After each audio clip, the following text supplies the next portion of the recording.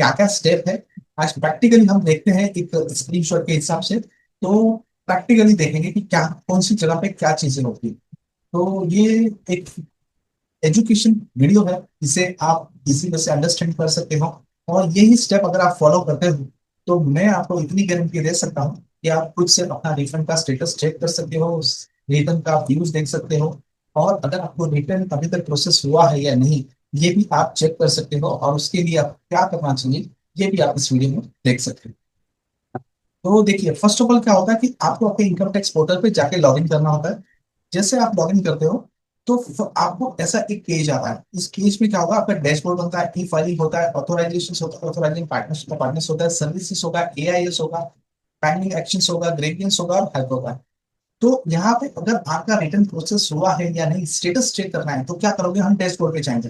Dashboard पे हम जाएंगे तो यहाँ पे अलग अलग ऑप्शंस होते हैं, वहां पे व्यू द आईटीआर स्टेटस पे हम जैसे क्लिक करेंगे तो हमें ये स्टेटस पूरा दिखाई देता है। देखिए, ये जिसका भी रिटर्न है, जिसने भी भरा था, जिसने भरा था 15 सितंबर को रिटर्न भरा था, और उसका 15 उसने ई वेरिफिकेशन भी किया था 15 सितंबर। और उसके बाद उसका रिटर्न प्रोसेसिंग हो गया, और प्रोसेस होने के बाद देखो उसका कभी प्रोसेस हुआ, 25 सितंबर को उसका रिटर्न प्रोसेस हुआ। तो मतलब 10 दिन के अंदर इनका रिटर्न प्रोसेस हो चुका है। तो ये पूरा स्टेटस होता है। अगर आपका रिटर्न प्रोसेस हुआ है या नहीं, ये एक ही वे से आप स्टेटस चेक कर सकते हो।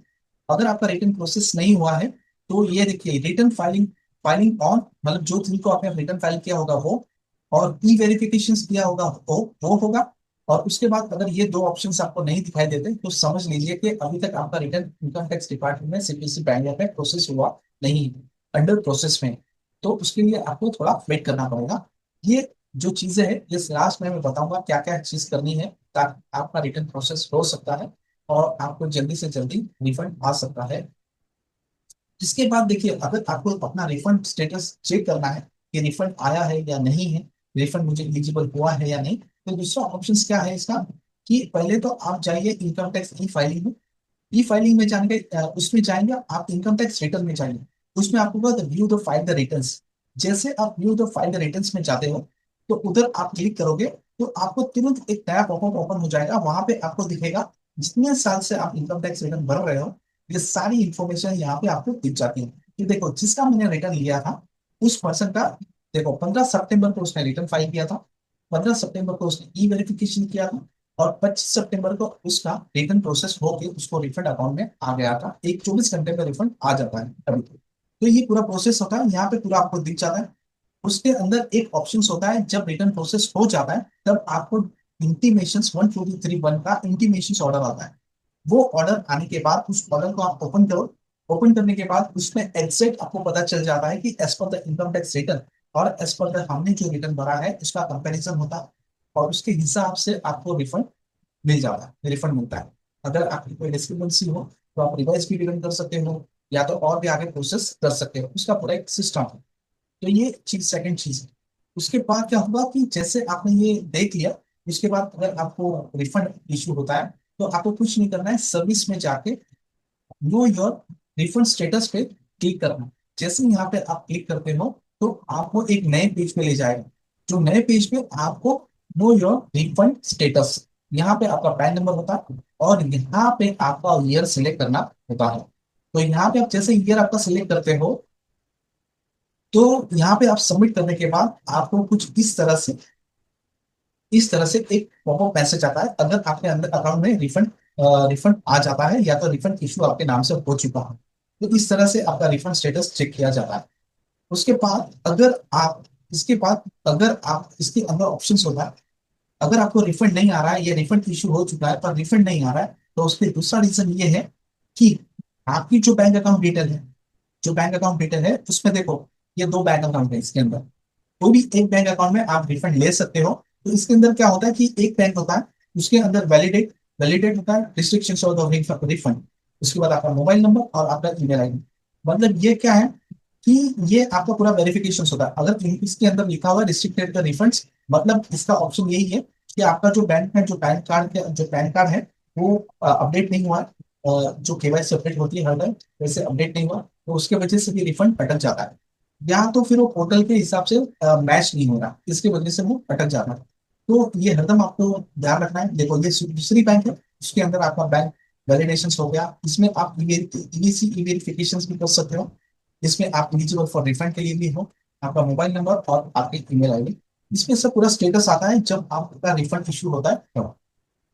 अब हम देखते हैं कि अगर सपोज आपने इनकम टैक्स रिटर्न फाइल कर दिया, बट अभी तक आपका रिटर्न प्रोसेस नहीं हो रहा है, तो प्रोसेस नहीं होने का रीजंस बहुत सारे होते हैं।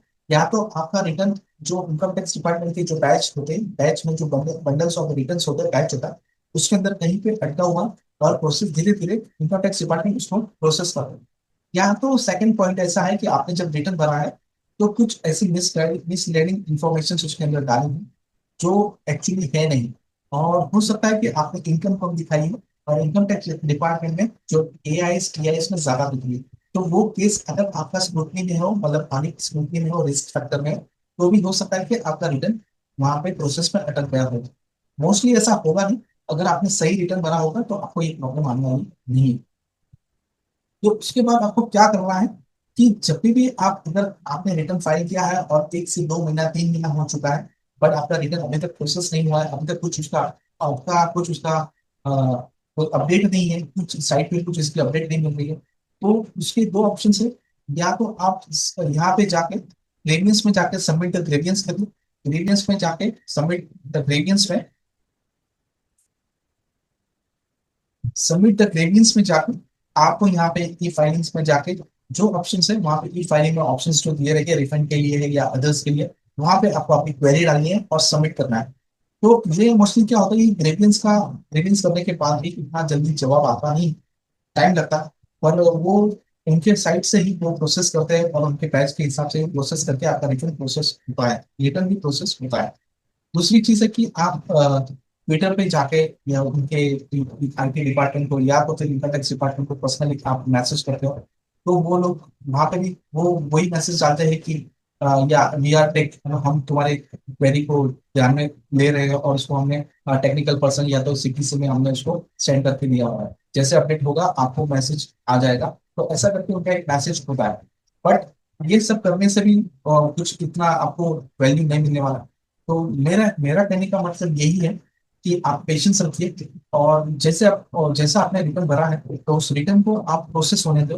भले उसको 1 महीना 2 महीना 3 महीना लगे 4 महीना लगे, तो रिटर्न को प्रोसेस होने दो। तो वो अगर आपका रिफंड बन रहा है तो आपको डरने की जरूरत नहीं है। उसके साथ गवर्नमेंट जितना डिले करती है उतना आपको रिटर्न के रिफंड के साथ ब्याज भी देती है, तो वो आपकी एक्स्ट्रा इनकम भी हो जाती है।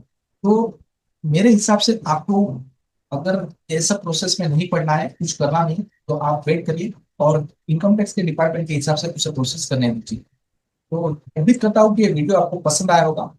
पसंद आया तो लाइक कर दो, शेयर कर दो और सब्सक्राइब करना ना भूलिएगा, ताकि ऐसे ही जो लोगों के दिल में, जो दिमाग में जो प्रॉब्लम्स आ रहे हैं उसको हम सॉल्व कर सकें, उनकी एग्जैक्ट उनको वैल्यूशन दे सकें, ताकि हर इंसान जब भी अपना इनकम टैक्स रिटर्न भरे तो ये सब चीजों का ध्यान रखें।